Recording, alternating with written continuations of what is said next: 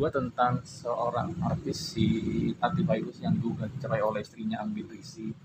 Nah, dari kacamata agama, ketika seorang istri menggugat cerai suaminya karena seorang istri kurang mendapatkan perhatian yang semestinya dari seorang suami dan tanggung jawab dari seorang suami, lihatnya seperti apa? Apalagi ada rumor yang mengatakan bahwa Angin menggugat cerai karena Ati lebih mencintai orang tuanya daripada istrinya sendiri. Dari kacamata agama, melihat hal ini seperti apa, Ustaz? Oke, bismillahirrahmanirrahim. Permasalahan yang sedang akan dibahas itu ada beberapa poin bahasan. Yang pertama tentang gugat cerai, yang kedua seorang anak laki-laki yang menjadi suami seseorang atau seorang wanita yang lebih dianggap sayang kepada ayah ibunya. Kita bahas dulu yang kedua mungkin. Yang kedua ya. Gitu.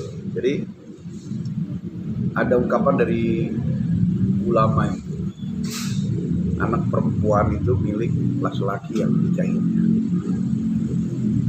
Anak laki-laki itu milik orang tuanya selamanya.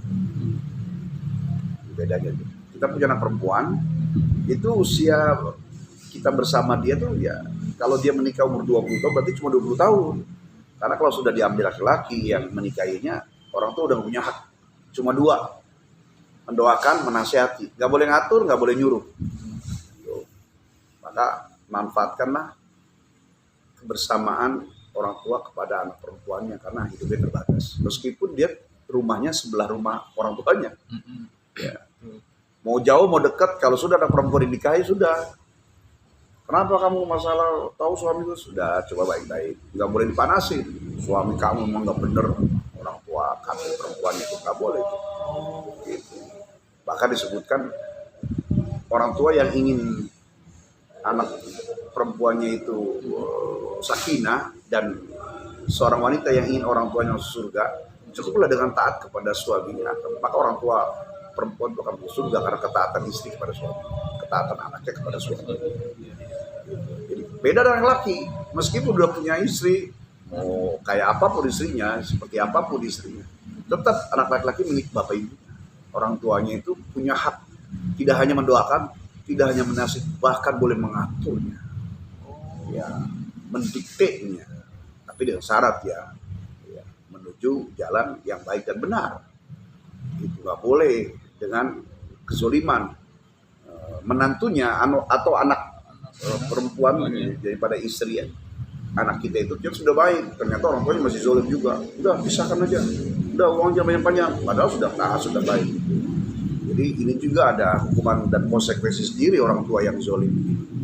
Nah, selama orang tuanya itu baik, maka seorang anak laki selamanya dia harus berbakti kepada orang tuanya, ya walaupun dia sudah punya istri 1, 2, mau 3, karena orang tua adalah jalan surganya.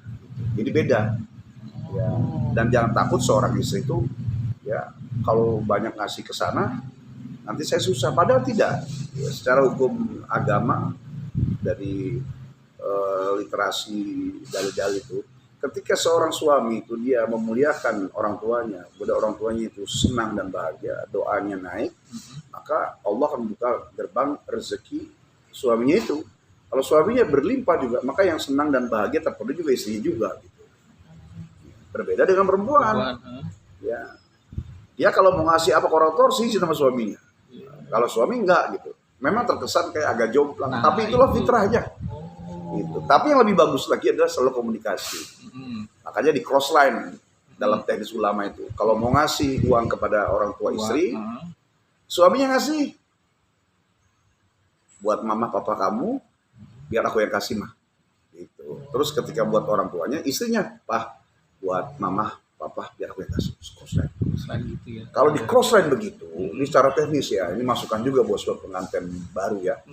Ya, kalau di cross line begitu, insya Allah nggak ada kecemburuan. Kalau masing-masing kasih sendiri, nanti pasti akan cemburu tuh istri itu. Buat orang tua kamu aja banyak, buat orang tua aku aja banyak. Karena nggak diketahui, maka cross line buat mama nanti aku yang kasih kan suami, buat mama papa nanti aku kasih. Begitu caranya. Dan harus ketahui, wahai seluruh wanita, ya dimanapun berada, bahwa Kalau ingin berkah rumah tangga, berbaktilah kepada kedua mertua. Dan sebagai suami, saya kasih warning juga buat kita semua. Iya. Ya, kenapa sih kita harus bakti kepada mertua kita, orang tua istri?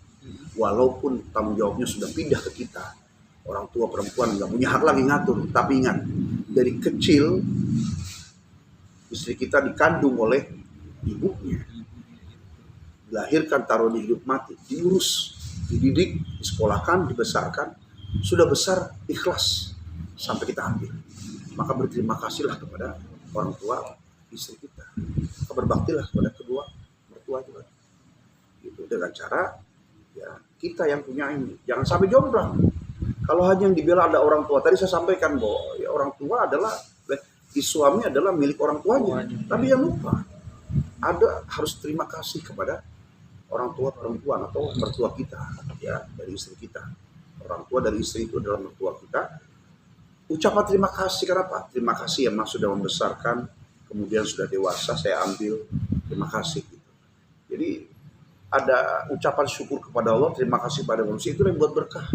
Sampai guru-guru kita bilang, kalau kau hidup mau berkah ilmunya, bakti kepada guru. Kalau kau hidup mau berkah rumah tangga, bakti kepada mertua. Hukum fikihnya, istri harus ikut suami, suami milik orang tuanya. Hukum fikihnya. Tapi hukum keberkahannya, suami harus menghormati dan mengurusi orang tua istrinya. Istri harus menghormati dan mentaati orang tua suaminya. Begitu.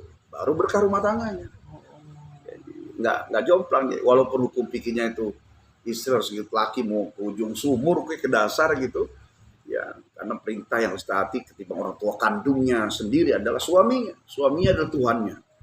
Sebagaimana seorang ibu Tuhan bagi anak-anaknya, ya, maka seorang suami adalah Tuhan bagi istrinya.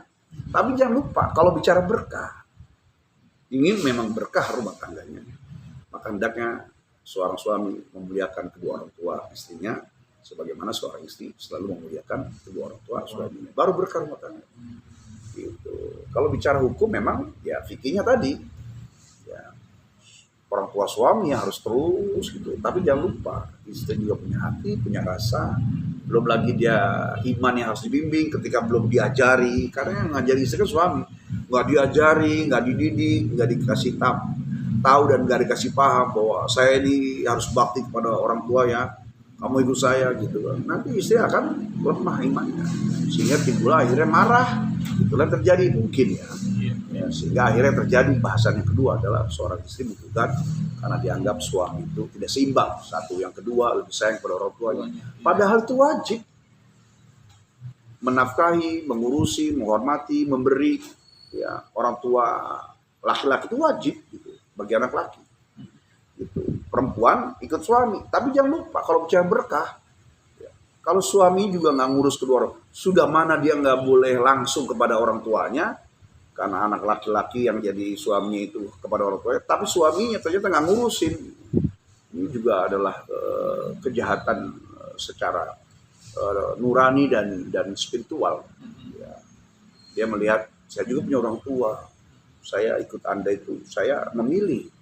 Saya juga bisa milih orang lain yang lebih baik, tapi kenapa saya masih ikuti Anda? Karena saya berharap Anda bisa tetap mengurus orang tua saya.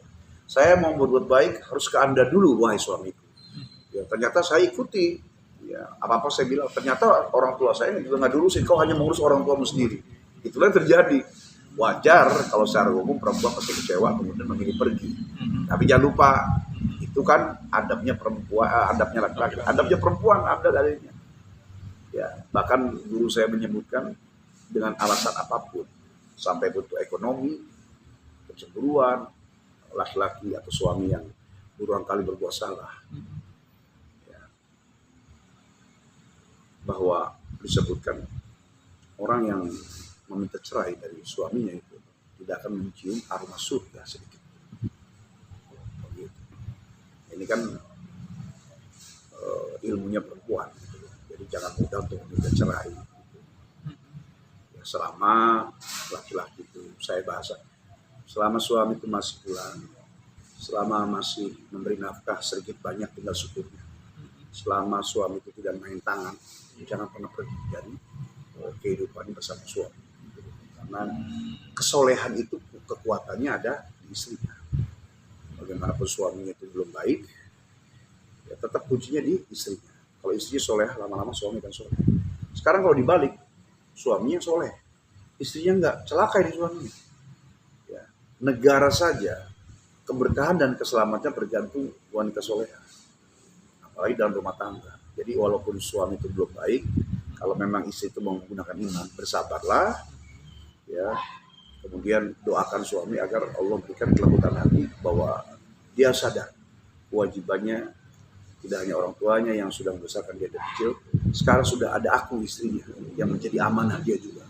Karena dalam Al-Quran disebutkan istri itu bisa menjadi kesenangan dunia, istri juga bisa menjadi fitnah, istri juga bisa menjadi musuh yang paling nyata. Siapa orang yang paling berani sama kita? Orang yang paling dekat. Siapa yang paling dekat dalam hidup kita? Pasangan sendiri. Kalau dia laki-laki, maka istri terdekat.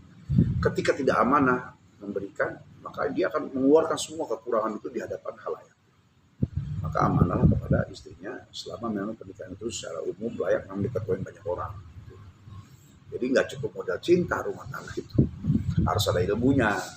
Gitu. Suami ilmunya apa? Oh, saya sebagai suami, sebagai apa lagi? Sebagai anak juga bagi bapak ibu saya. Sebagai apa lagi? Oh, sebagai bapak bagi anak saya. Oh, saya sebagai kakak bagi adik saya. Sebagai adik bagi kakak saya. Itu ada ilmunya double gitu. Jadi satu orang tuh punya peran banyak. Dicarilah ilmunya. Gitu. Jadi nikah itu nggak hanya saya suka kamu, kamu suka saya, kita sama-sama cinta. Yuk nikah, nggak cukup. Karena cinta itu 2 bulan akan hilang, setahun hilang selesai.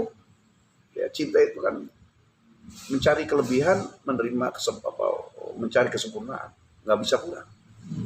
Ada orang berumah tangga 50 tahun masih bersama, itu bukan cinta, itu sayang. Gitu. Jadi berlakulah dalam kehidupan itu, ilmu itu dalam agama. Gitu. Jadi buat Aldi ya, tunaikanlah kewajiban sebagai suami, ya untuk mengurusi sedikit banyak, itu tinggal bagaimana koordinasinya. Dan memberi nafkah itu 2. Ya, ini kewajiban untuk suami. Berapa dapur sebulan? Berapa jajanmu sebulan? 2. Gitu. Yang umumnya kan orang kasih aja, atur. Nah, itu yang bikin masalah. Jadi aturlah. Ya. Berapa dapur? Oh, sehari 200.000. Sebulan berarti 6 juta kan? Kamu berapa sebulan? Skincare, foundation, lipstick, shadow eye, segala macam lah gitu. Aku 5 juta, 11 juta. Dah. Kalau sudah begitu, maka istri juga nggak boleh ngorek-ngorek. Berapa sih penghasilan kamu, berapa sih uang kamu, nggak perlu. Karena sudah dipenuhi tadi. Gitu. Jadi istri itu nggak boleh wajib tahu juga berapa penghasilan suami. Tapi suami harus tahu berapa kebutuhan istrinya, berapa kebutuhan dapurnya. Jadi ilmu itu akan ketemu di tengah gitu. Yang istri juga sama begitu. Kalau sudah suami memberikan itu, sudah kok kesepakatan. Terlepas daripada hari ini, bulan ini saya kurang hoki atau lagi nggak nyampe target sebatas segini, ya sudah terima. Ya aku nggak mau tahu perjanjian kita sebulan gini. Nah itu akhirnya tuh ujung-ujung korupsi, rampok, maling, begal. Gitu. Jadi kesepakatan dibuat pada prakteknya tadi antara saling ridho. Ya ini terlepas daripada orang yang sudah menunaikan kurang lebihnya. Tapi kalau kasusnya itu memang tidak diberi nafkah sama sekali, kemudian jomplang seorang tua sih nggak dipikirin, nah ini juga pasti akan masalah. Dan masalah itu dimulai dari suami itu sendiri. Berarti kalau kejadian seperti ini pasti ada kesempatan untuk si Anggun yang gugat cerai mencabut, dan apalagi berpikir apakah ketika seorang istri gugat cerai tidak bisa mencium surga, itu masih harus berpikir sejauh itu ke depannya, Ustaz. Iya, jadi hukum itu dasarnya boleh, kemudian kalau harus dilakukan jadi wajib, kalau setengah ada anjurannya jadi sunnah, kalau menuju sesuatu yang tidak bagus jadi makruh, kalau ternyata menabrak sesuatu yang tidak benar jadi haram. Asalnya jadi al aslu fil hukmi al ibahah. Asal hukum itu sebenarnya boleh gitu loh. Tinggal jadi haram jadi wajib itu tergantung masalahnya. Gitu. Kita tidak mengetahui apakah yang disampaikan oleh pihak istri ini benar, kalau sesuai dengan ucapannya, pengakuannya tidak memberi nafkah, gitu, maka ada substansi hilang karena nafkah itu selain tadi dapur dan uang jajannya, ada juga nafkah lahir, nafkah batin. Nafkah lahir tadi terbagi dua, dapur dan badannya. Nafkah batin adalah biologis. Gitu. Ya, itu harus dipenuhi dua-duanya. Ya, pada rumah tangga yang umumnya ya. Kalau tidak dipenuhi, pasti ada sesuatu yang kurang, dari itu akan terjadi hal-hal yang bisa mengarah kepada perpecahan. Ilmunya istri, adabnya adalah bersabar mengiringi suaminya. Ilmunya suami, jangan lupa, ya, tidak hanya dia ke atas, di sampingnya ada yang sudah menjadi amanah dia. Ya, jadi tidak hanya cukup bahwa nggak menafkahi, gitu. Allah kan maha melihat. Sedikit banyak tinggal syukurnya, kecuali kalau dia tidak sama sekali. Tapi kalau sudah suami itu kasar, main tangan tuh, itu sudah backingnya udah banyak. Ya, jadi kalau kurang uang, kurang perhatian, mungkin bisa saling diskusi, saling memaafkan. Tapi kalau sudah main tangan tuh sudah tidak ada anjuran bertahan. Dan itu sangat tidak baik laki-laki yang bermain tangan kepada pasangan. Untuk istrinya Aldi juga, ya. Selama masih bisa berdiskusilah dan kembali. Ya, ketika ternyata mampu berdiskusi dan ingin memperbaiki, saling berjanjilah.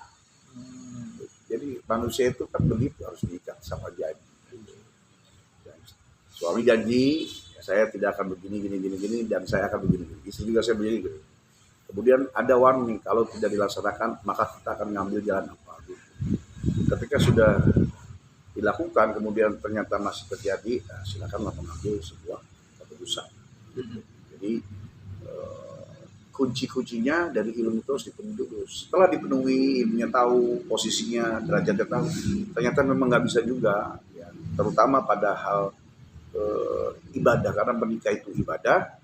Kalau suami sudah nggak bisa lagi menjadi imam bagi istrinya, istri sudah nggak bisa jadi makmum, bukan urusan sholat saja. Pada sesuatu apapun, seorang istri ternyata susah untuk taat.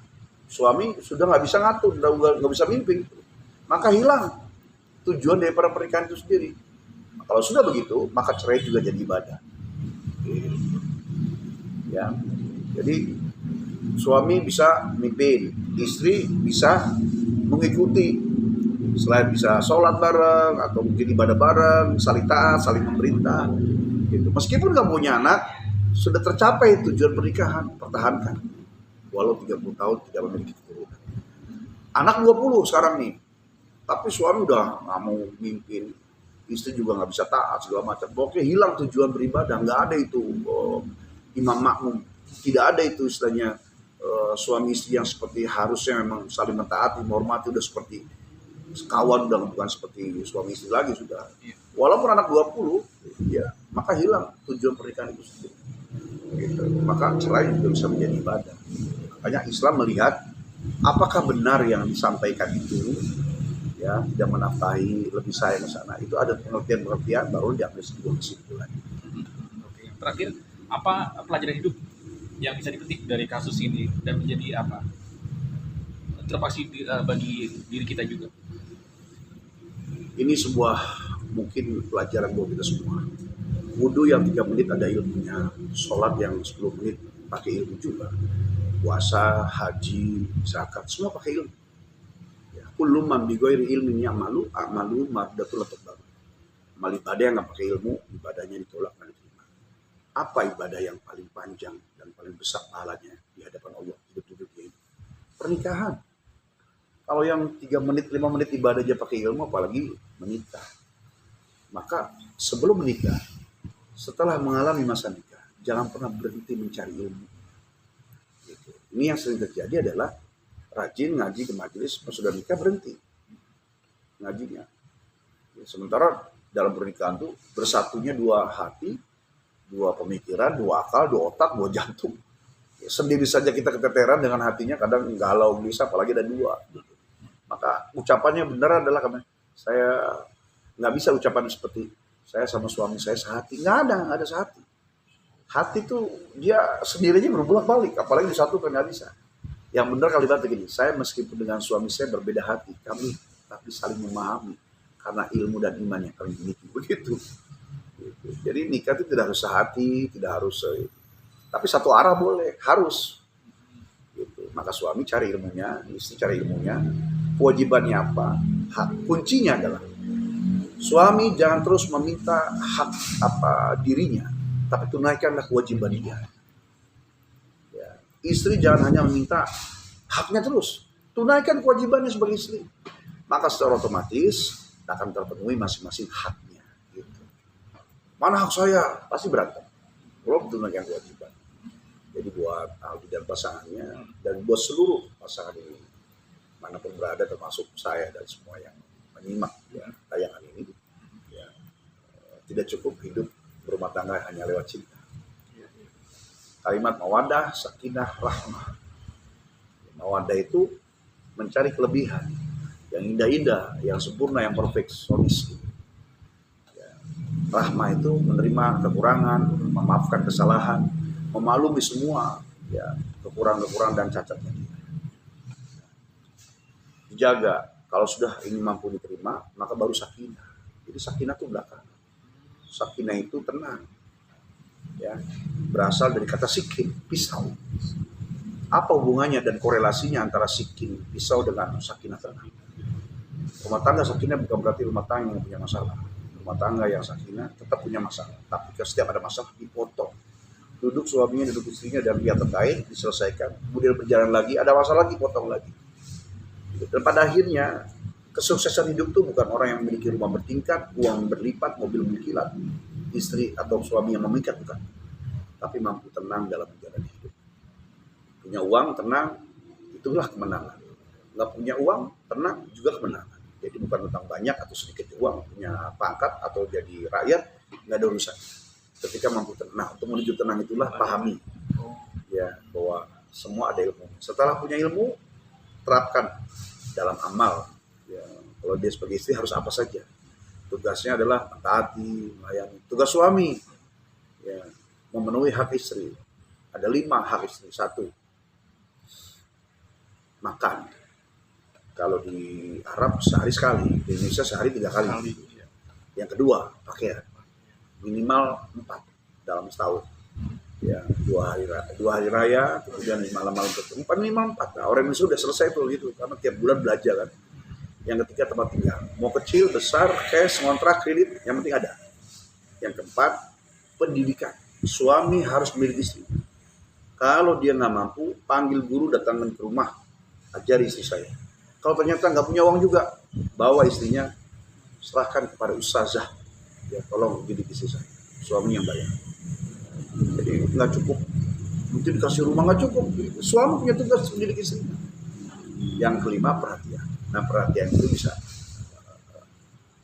nafkah atau komunikasi yang baik. Dan bahasa ada 3, ada bahasa wajah, ketemu, bahasa suara, telepon, bahasa tulisan, yaitu bahasa dengan chat segala macam. Gitu. Jadi semuanya harus dipenuhi itu loh. Kalau tugas suami itu yang mendidik, jaga, mau kemuliaan, dan tidak boleh dayus, tidak cemburuan atau tidak menjaga, harus protect, bukan posesif ya, protect ya. Tugas istri adalah menjaga rumahnya, menjaga hartanya, menjaga anak yang dilahirkannya, menjaga kehormatan suami, menjaga kemuliaan berumah tangga, semuanya. Dalam Al-Quran disebutkan antum libasul lahunna wa antum libasul lakum. Suami adalah pakaian istri, istri adalah pakaian suami. Fungsi pakaian adalah saling menutupi. Ya, tutuplah kekurangan daripada pasangannya. Nanti Allah menutup kekurangan rumah tangga itu dari manusia banyak, dan Allah akan jaga kemuliaannya. Kalau sudah jaga kemuliaannya, Allah turunkan berkah. Kalau sudah berkah, tumbuh derajat, dapat martabat, dapatkan rahmat kasih sayang, baru turun rezeki. Inilah. Jadi untuk menuju rezeki itu ada tahapan. Kita langsung cari duitnya, rezekinya, ininya nggak dicari, itu kan jadi balanya. Maka untuk para Gen Z, milenial atau segala macam, ya ingat, pernikahan adalah ibadah terbaik, terpanjang, bekali dengan ilmu.